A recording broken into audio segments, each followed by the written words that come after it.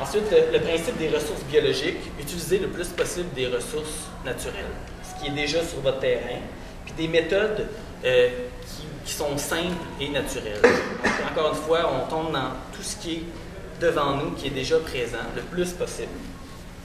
On veut utiliser des ressources de la nature, et puis réduire l'énergie provenant de l'extérieur. Évidemment, quand on achète de l'extérieur, on sort notre argent vers l'extérieur.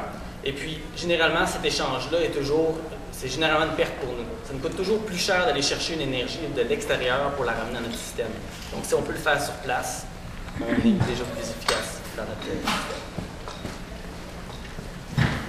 Le principe des éléments multiples, c'est un principe qui résume essentiellement que nos besoins vitaux, nos fonctions vitales dans notre système, on ne peut pas les laisser au hasard d'un seul élément. Donc, si j'ai un puits, c'est bien un puits, sauf que si un problème avec mon puits, ça sèche, là, j'ai des problèmes. Tandis que si j'ai un puits, puis en plus, j'ai la récupération de l'eau de pluie, donc j'ai mon puits, la récupération de pluie, puis en plus, je peux avoir un bassin qui me permet d'avoir tout le temps des ressources pour que mon jardin, ou en tout cas ma maison, ou partout dans mon système où est-ce que j'ai besoin d'eau, que je ne sois pas pris au dépôt. Donc, c'est vraiment ça la fonction des éléments multiples. Ça nous permet de se sentir plus sûr de notre système, de pouvoir aller à long terme, encore une fois, de rester stable, de pouvoir voir loin.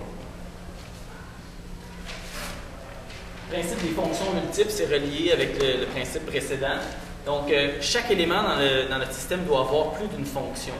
En règle générale, on dit au moins 3 fonctions. Donc, on va penser, je veux installer un arbre dans mon système. Bon, bien, qu'est-ce que cet arbre-là me fournit? Il me fournit, mettons, je prends l'arc-bousier, qui est un type d'arbre fruitier. Donc, l'arc-bousier, il fixe l'azote dans le sol. Ah, c'est bon, une chose. Deuxièmement, il me donne des fruits que je peux faire de la confiture avec. Et puis, troisièmement, c'est une plante médicinale que je peux utiliser dans ma pharmacie autour de moi. Donc, il y a au moins 3 raisons. Quatrième raison, il fait des feuilles, donc il couvre mon sol avec de la matière organique. Donc, trouvez toujours plusieurs raisons pour un élément. Puis, ça se lie avec le principe précédent, donc fonction multiple, avec la redondance d'avoir plusieurs éléments. Donc, un élément peut avoir 2 fonctions, c'est peut-être pas sa fonction principale, sauf qu'il vient prendre le relais avec un autre élément. Théorique.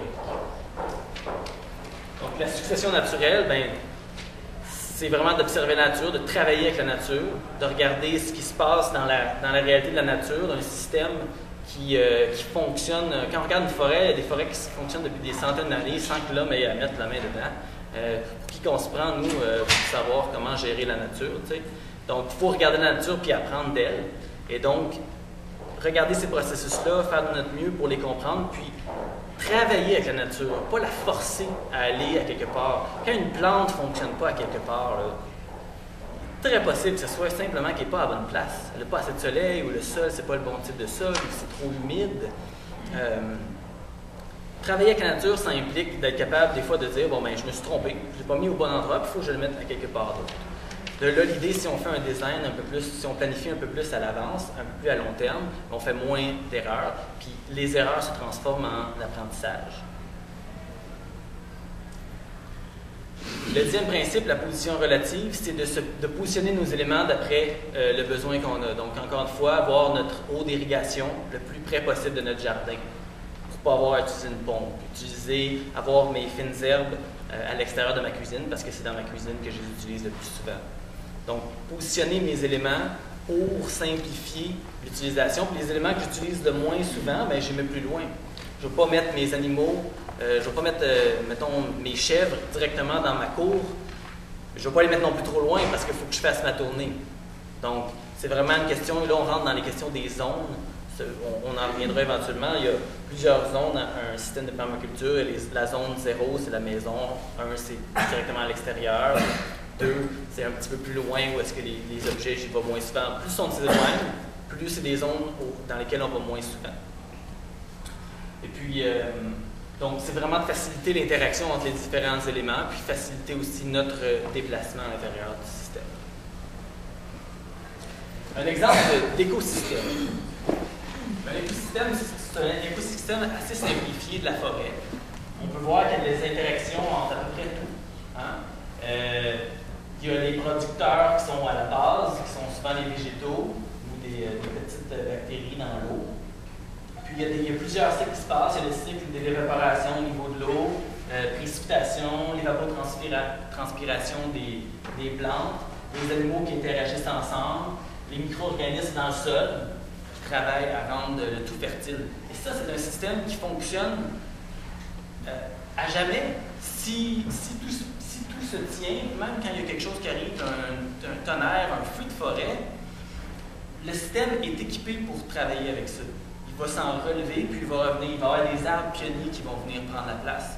Le système va reprendre en place. Nous, quand on crée un système agricole, c'est rare qu'on passe à toutes les interactions. Parce que notre but qu'on se met en tête, c'est que je veux des légumes. Si, à la place, on pourrait considérer de prendre un but alternatif qui serait, j'aimerais ça que mes légumes prennent une place dans le système. Donc, c'est vraiment d'intégrer nos éléments.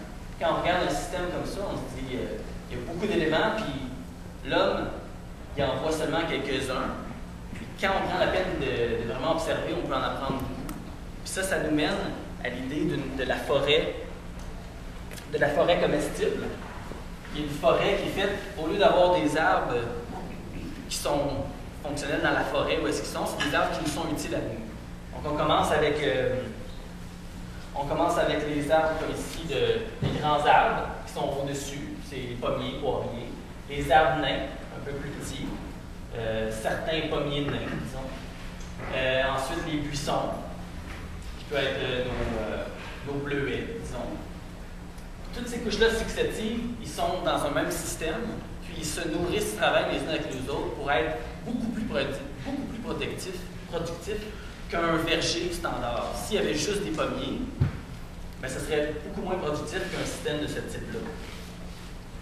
Donc, ensuite, il y a les plantes qui sont un peu plus près du sol, les herbacées, les plantes racines. Il y a les plantes grimpantes, puis les couvre-sols, qui peuvent être des fraises, du trèfle.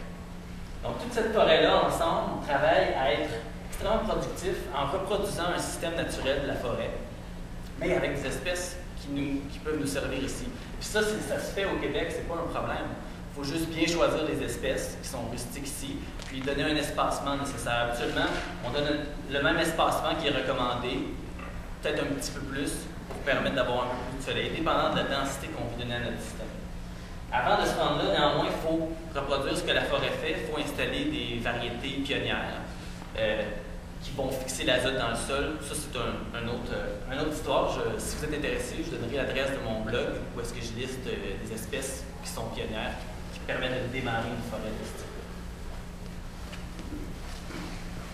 Donc, le climat québécois.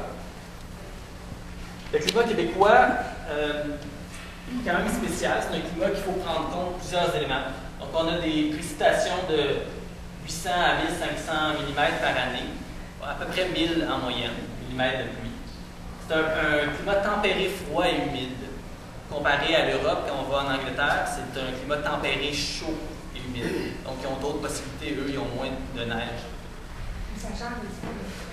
Oui. Il y a la saison est courte, donc 120 à 150 jours, c'est pas très long là, pour faire pousser des légumes. C'est limité. 150 jours, c'est plus à Montréal. 120 jours, c'est quand on s'éloigne un peu plus vers le Québec, vers l'extérieur. Donc, les saisons d'hiver sont été-hiver sont bien définies. On sait quand l'été commence. On sait aussi quand l'hiver est là, n'est-ce pas? Et les températures d'hiver sont tout de même très froides. Les longueurs de journée sont variables, donc on va voir ça un petit peu plus loin. On a une bonne accumulation de neige, qui est quelque chose de très positif ici. La neige nous aide beaucoup à protéger nos plantes. Et puis, on a des précipitations tous les mois de l'année, donc on n'a pas de saison sèche. Ici, on a des températures. Je ne sais pas si vous voyez un peu. Il fait froid, hein? C'est froid le Québec. C'est moins 25, moins 29. Mais là, on ne prend pas en compte le facteur vent. On tombe à des moins 38, des moins 41. Donc, il faut considérer, c'est vraiment, au Québec, c'est froid. Même si on nous dit qu'on est tempéré, notre facteur limitant, qui est le facteur qu'il faut considérer, qui est très important, c'est vraiment le